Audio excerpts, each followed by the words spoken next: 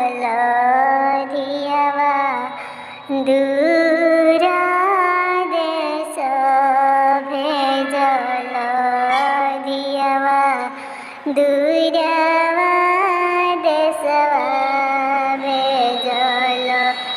जंगिया बैठाई पापा हो धियवा तेजल आजु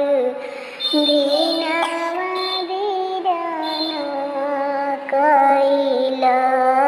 आजु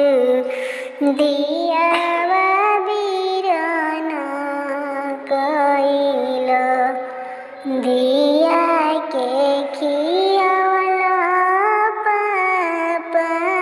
दूधवा दहिया काहे दिया दूर देशवा भेजल काहे दिया दूर देशवा भेजल सबा के रखला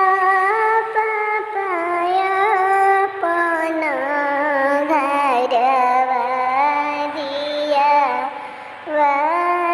पारया कइल दिया बीरन कइल एक बात पूछेली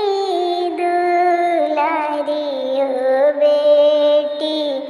काहे पापा भैया के नाते जल काहे पापा बेटी के तेजल घरवा ही रहिए बेटी बेटावा तो तू बेटी पहुनिया भइलू तू बेटी पहुनिया भइलू।